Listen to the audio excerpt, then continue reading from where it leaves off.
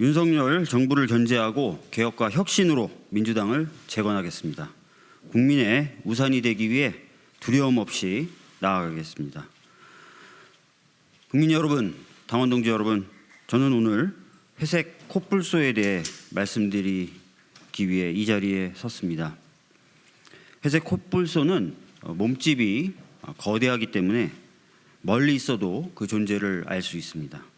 그러나 사람들은 막상 코뿔소가 눈앞에 달려올 때까지 두려움 혹은 대처 방법을 제대로 몰라 아무것도 하지 않다가 결국 위험에 빠지게 됩니다. 저는 2020년 회색 코뿔소를 보았습니다. 우리가 얻었던 176석의 거대한 성공이 오히려 우리에게는 큰 위기가 될 수도 있는 상황이었기 때문이었습니다. 176석을 가지고도 아무것도 하지 못하는 정당에 누가 또 표를 주고 싶겠습니까? 제가 2020년 당대표에 출마하며 외쳤던 말입니다. 위기가 올 것이라고 예상했지만 2년이 지난 지금 안타깝게 이 말은 현실이 되었습니다. 국민께서는 우리 앞에 놓인 수많은 시대적 과제를 해결하라고 민주당에게 압도적인 의석을 주셨지만 미흡한 시스템, 자원의 부족, 리더십 부족, 우선순위를 결정하는 과정의 실패, 책임성 결여 등으로 그 일을 제대로 하지 못했습니다. 결국 3번의 선거에서 국민의 선택을 받는데 실패했습니다. 몇몇 특정인에게만 그 책임을 물을 수는 없습니다. 저 또한 그 책임에서 자유로울 수 없습니다. 깊은 사죄의 말씀을 드립니다. 이 자리에 서기까지 정말 많은 고민이 있었습니다. 누군가는 어차피 투표할 필요도 없다, 답은 정해져 있다 이러면서 이번 출마는 저에게 아무런 도움도 되지 않을 것이다 라는 말씀도 하셨습니다. 그러나 저는 지금 다시 한번 달려오는 회색 코뿔소를 보고 있습니다. 이번에는 우리 당에게만 닥쳐오는 것이 아니라 국민에게도 닥쳐오고 있습니다.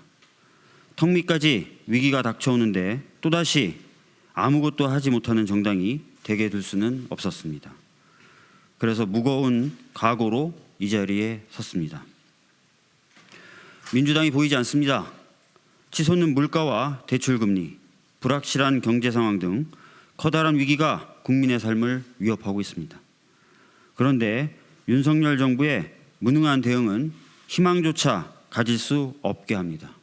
아니 오히려 자유라는 이름으로 그동안 힘겹게 쌓아왔던 사회적 약자를 위한 방파제를 하나씩 허물고 능력이란 이름으로 차별과 불평등까지 합리화하려 하고 있습니다. 위기입니다. 그런데 지금 우리는 달려오는 회색 코뿔소를 보면서 무엇을 하고 있습니까? 국민의 우산이 되고 민생의 디딤돌을 만들어야 할 민주당은 지금 어디에 있습니까?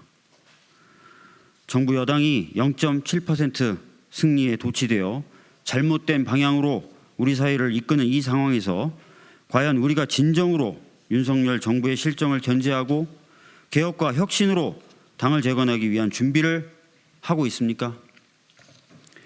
저는 이번 전당대회는 민주당이 어떻게 우리가 중시하는 가치로 돌아가서 국민이 명명하는 개혁과 혁신을 해나갈 것인가, 어떻게 강하고 유능한 야당으로 태세를 전환하고 국민의 신뢰를 회복할 것인지 치열하게 토론하는 그런 장이 되어야 된다고 생각합니다. 두 눈 똑바로 뜨고 대응해도 힘겨울 이때 이대로 가다가는 민주당만 패하는 것이 아니라 국민의 삶이 그리고 대한민국이 무너질 것입니다. 민주당이 정신 차려야 합니다. 움직여야 합니다. 169석의 거대한 의석을 힘없는 사람들의 든든한 울타리를 만드는 데 써야 합니다. 지금 당장 쏟아지는 비를 피할 수 있는 국민의 듬직한 우산이 되어야 합니다. 169석 강한 야당, 행동하는 야당이 되어 국민이 명명한 개혁 과제를 완수하고 국민의 신뢰를 되찾겠습니다.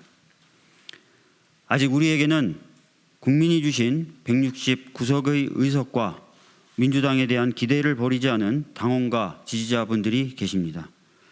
지금 할 수 있는 일을 하지 않으면 나중에는 하고 싶어도 국민께서 허락하지 않으실 것입니다. 우리 앞에 놓인 복잡한 문제들을 유능하게 해결해 내야 합니다. 윤석열 정부를 제대로 견제하고 민주당의 가치를 정책으로 실현하기 위해서는 현장으로 가서 꼼꼼하게 국민의 목소리를 들어야 합니다.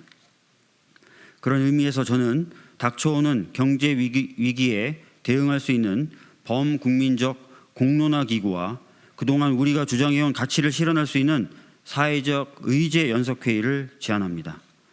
국민 목소리를 담는 용광로이자 플랫폼입니다.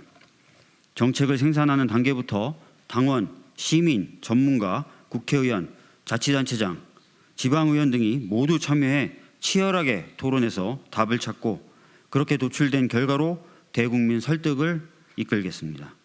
또 이 과정을 통해 사회 변화를 꿈꾸는 많은 세력이 민주당을 중심으로 연합하게 되어 더 강한 정당도 만들 수 있을 것입니다.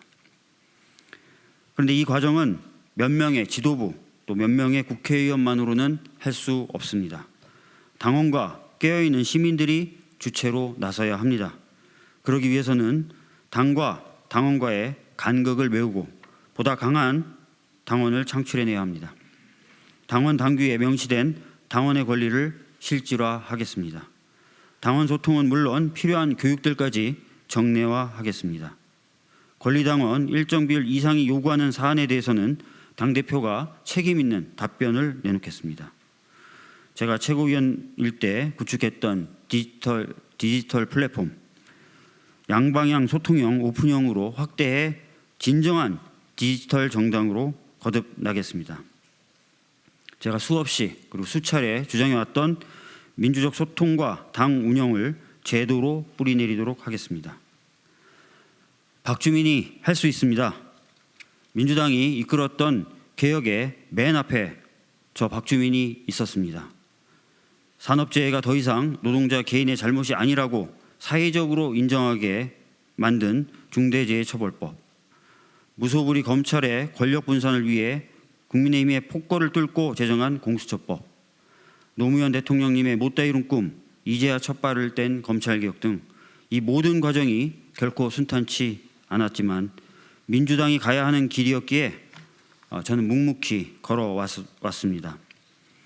민주당이 신뢰를 잃은 것은 자고 오며 눈치를 보면서 국민이 요구한 과제를 제대로 추진하지 못했기 때문입니다.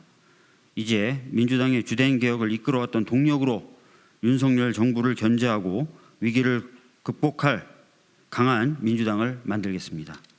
힘없는 자들의 힘, 평범한 사람들의 일상을 지키는 민주당을 만들겠습니다. 다시 민주당으로 돌아갑시다. 우리는 한때 민주당이라는 이름만 들어도 가슴이 뜨거워질 때가 있었습니다. 민주당이 국민의 불안한 삶을 지켜줄 것이라는 믿음이 견고하던 때가 있었습니다. 민주당원이라는 것이, 민주당을 지지한다는 것이 자부심이었던 때가 있었습니다. 다시 돌아갑시다. 169석을 가지고도 또다시 아무것도 하지 못하면 2년 후 우리는 또 패배할 것입니다. 저 박주민, 윤석열 정부와는 당당하게 맞서는 민주당, 국민의 우산이 되기 위해 두려움 없이 나아가는 그런 정당을 만들겠습니다. 우리가 생각하는 가치로 돌아가 개혁과 혁신으로 당을 재건하겠습니다. 감사합니다.